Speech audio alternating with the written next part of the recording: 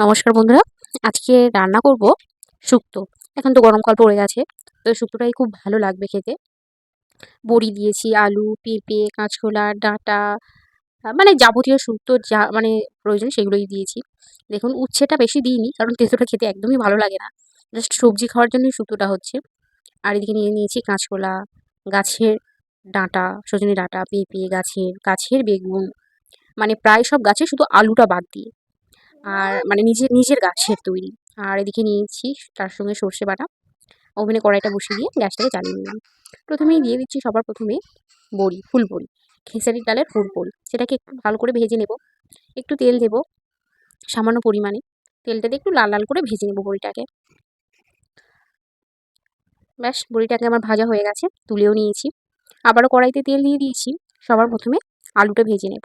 আলু আর পেঁপেটা একসঙ্গেই ভেজে নেব। আলুগুলো দিয়ে দিচ্ছি। আলুটা একটু ভাজা ভাজা হয়ে যাক, তারপরে পেঁপেগুলোই দেবো। আলুগুলোকে একটু লাল লাল করে ভেজে নিচ্ছি।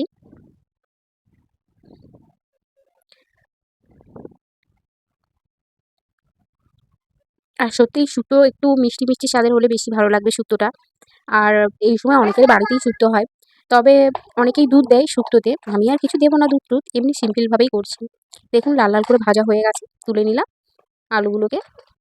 এরপর কিন্তু পেঁপেগুলোকে ভেজে নেব। প্রথমেই ভেবেছিলাম আলু পেঁপে একসঙ্গে দিয়ে দেবো, তারপর ভাবলাম যে আলুটাকে প্রথমে ভেজে নিই, তারপরে পেঁপেটাকে ভেজে নেব। আর পেঁপেটা একটু পেকেও এসেছিলো, কেটে ফেলেছি, তো সেই জন্য শুক্তোতে দিয়ে দিচ্ছি। আর মিষ্টি স্বাদের এর থেকেই চলে আসবে, আমাকে আর মানে মিষ্টি দিতে হবে না, লাগবে না। তারপরে ভেজে নিচ্ছি উচ্ছেটা দেখুন একদম অল্প দিয়েছি, যেহেতু আমরা একদমই তেতো খাই না, সেহেতু মানে একদম সামান্য পরিমাণে দিয়েছি। ব্যাস, ভেজে নিলাম উচ্ছেটাকেও। এবারে ভেজে নিব বেগুন। বেগুনটাকে অল্প করে ভেজে নিচ্ছি। আর বেগুন তো খুব তাড়াতাড়ি সেদ্ধ হয়ে যায়, সেহেতু অল্প পরিমাণে ভাজলে ওটাকে হয়ে যাবে। আর দেখুন, এগুলোতে কোনোটাতে কিন্তু আমি নুন বা হলুদ কিছুই কিন্তু দিইনি। আর দেখুন, বেগুনটাকেও ভাজা হয়ে গেছে।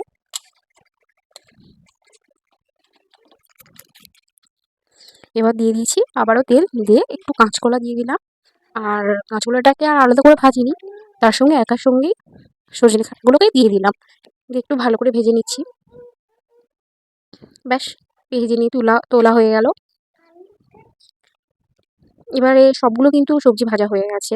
এবারে অল্প পরিমাণে তেল দিয়েছি, ফোড়নে দেবো 5 ফোড়ন আর একটা শুকনো লঙ্কা দেবো।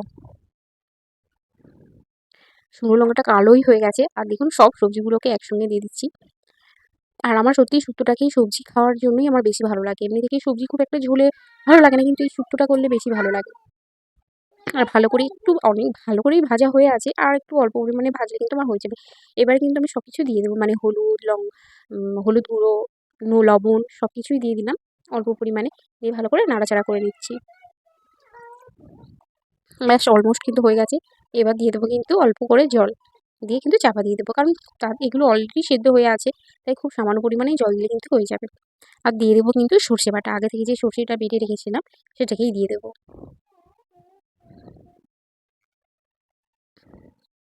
চতুর্দিক দিয়ে ভালো করে একটু নাড়াচাড়া করে নিচ্ছি।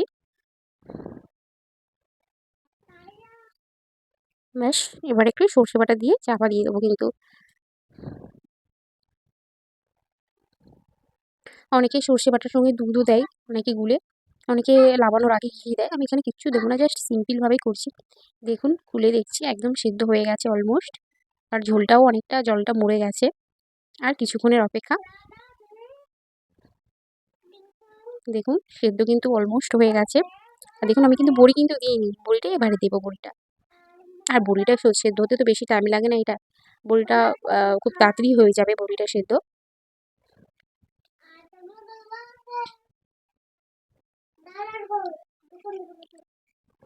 ব্যাস, হয়ে গেছে কিন্তু আমার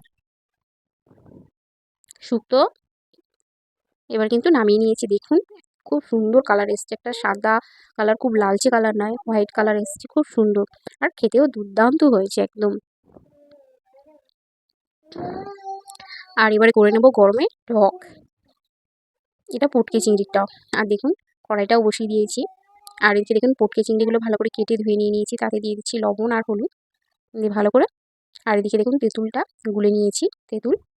কালো তেঁতুল, অনেকদিন আগেকার তেঁতুল, একটু মিষ্টি মিষ্টি স্বাদেরই হয়। ব্যাস চিংড়িটাকে একটু ভেজে নেব, লাল লাল করে একটু ভেজে নেব।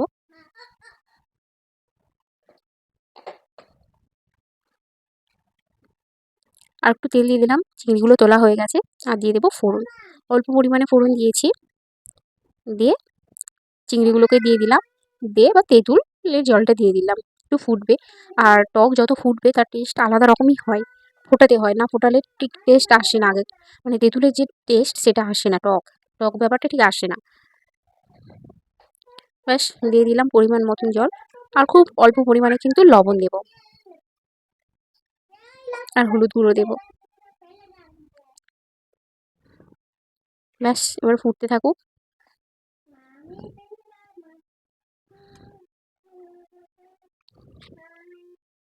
ব্যাস এবার নামিয়ে নিয়েছি, দেখুন কালারটা জাস্ট এইরকম এসছে, খুব সুন্দর হয়েছে কালারটা, কালার মানে খুব সুন্দর।